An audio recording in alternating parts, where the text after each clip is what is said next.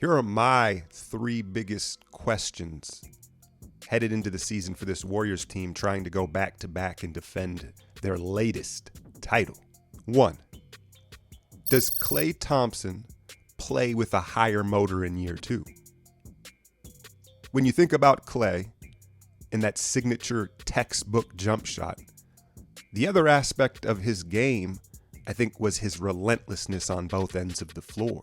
The ability to chain together multiple efforts, whether that was making several cuts and moving off the ball on an offensive possession, or his defensive pursuit, making multiple efforts to get a stop. Now, last year, Klay, for the most part, was a one-effort guy. There were some times during the playoffs he flashed glimpses of his old motor for a possession or two, but never an entire game, and ultimately we all understood this. With so much time off, there was no way that he would have that conditioning and physical endurance yet.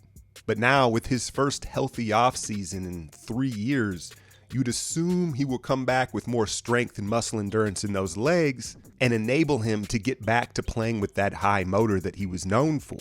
We know that's who he is at his core. That's how he wants to play. But I think the question is, physically, can he get back there? The other aspect of that is age over time, right? Players you would ideally like them to play smarter, not harder, but it's not just the injuries. It's also, heading into your 30s as a player, you don't have that same youthful energy and motor. Your endurance doesn't get better as you age unless, you're Steph Curry, right? And so there's that aspect of it too. But I do think that not only is that super important just moving forward for the core three and winning, that will be ultimately the difference between him returning to all-star form or not. Can he consistently put together multiple defensive efforts in a single possession defensively, play just with a higher motor? And then offensively, can he get back to cutting and moving off ball? Because again, last season, if you paid attention, if Klay didn't have the ball, he did a lot of standing around, which was very un-Klay-like, but understandable. If he is able to get back to playing with a higher motor, it will keep those hungry young guards behind him on the depth charts moving forward, right? But maybe long-term, that is the answer. If Klay eventually moved into a six-man role, then perhaps he could play harder in less minutes. Klay is my favorite player, and so obviously rooting for him to get back to that. I'm very curious to see how high of a motor Klay has on both ends of the floor in year 2 post-injury. Number 2, is Draymond going to get extended? And if he's not, does he become toxic? Maybe Draymond shows his business savvy and shows up in great shape, ready to prove his value moving forward, and from the start of the season locks in for his second defensive player of the year, right? He's just all in from day one, proving his value.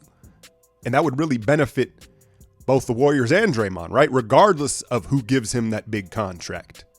But we also know there is a world where he's just super salty from the start, especially if Poole and or Wiggins get extended first.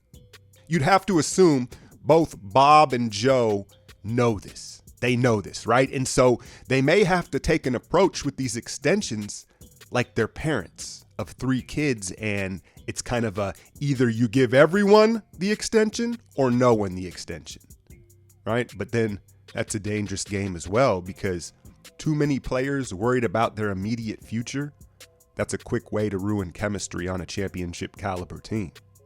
Look, if I had to guess, I think the front office extends Dre in part out of fear of his potential toxicity and make Wiggs and Poole play the year out, hoping they understand, look, Draymond, much longer and more accomplished tenure with this organization, and it's a different situation with Draymond, right? No hard feelings.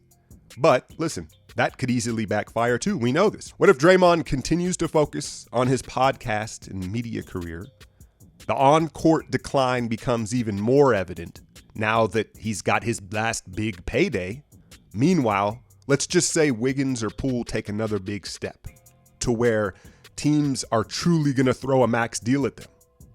Now, all of a sudden, the Warriors have fucked up, losing that flexibility and truly being able to decide between the 3 players. And before you say, well, Lacob will just open up the pocketbook and pay all of them.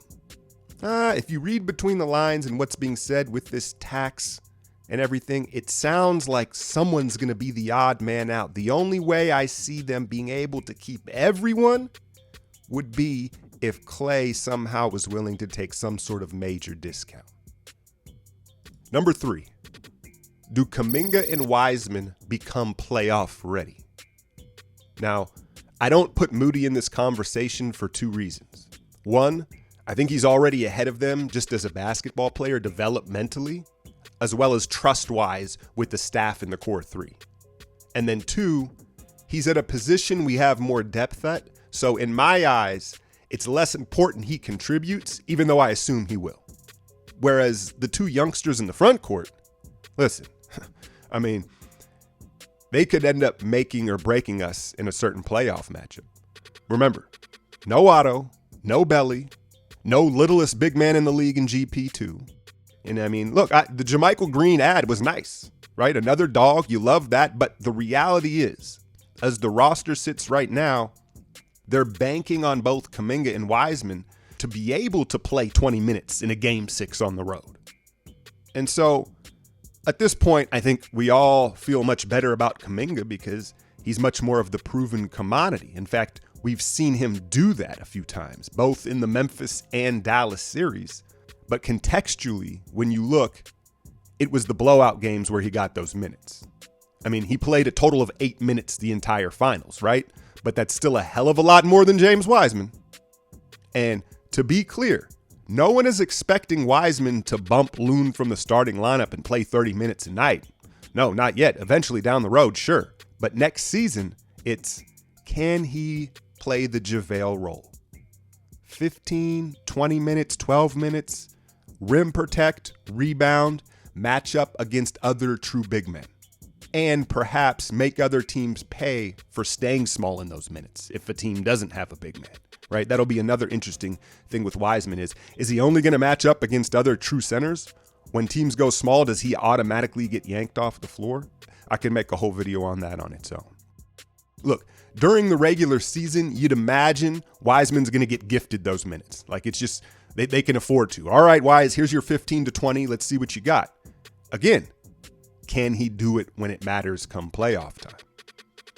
And you might push back and say, well, Alk, we got through Denver, Memphis, and Boston without a true center. But we also have to acknowledge Memphis, the most precarious matchup, was where the lack of size stuck out the most. Now you've got Twin Towers lurking in Minneapolis. We never saw Ayton. You have to acknowledge there's been matchups where Ayton had put the Suns over the top in some of our matchups. And then if somehow the Lakers get into the playoffs, it will be because of a dominant, rejuvenated Anthony Davis. Be clear. And that's not to even mention the Bucks or the Sixers out east. So the point is, just because we got away without a true center last year doesn't mean we can do it again. And as tough as I've been on Wise, part of that is having such high expectations, right? To me, right now, there's no doubt in my mind he could play the JaVale role. Absolutely. But he has to stay healthy. That's the real gamble in my eyes. It's banking on him having a healthy enough season to be ready for that role come playoff time. But at the same time, look, he's the number 2 pick, $12 million on the cap headed into year 3. You kind of got to bank on him doing so. But there is one last caveat within this question. Andre Iguodala. If he does retire, I think they have to use that spot on some sort of James Wiseman insurance. Look, I don't care if it's Milwaukee. It's just got to be another big body to break glass in case of emergency. So those are my 3 biggest questions headed into the year. And obviously these things can change as the season approaches, training camp, and into the season because we know rosters are dynamic. Health is dynamic. As of right now, those are the 3 biggest questions I have headed into this defending championship season. Now, a lot of you, if you've listened to all my content, then you've probably kind of heard these takes sprinkled in there. But the real purpose of this video is to create discussion. So go ahead and leave, whether it's 5, 1, or 2, of your biggest questions headed into the season and perhaps how you think they will play out. I'm out, y'all.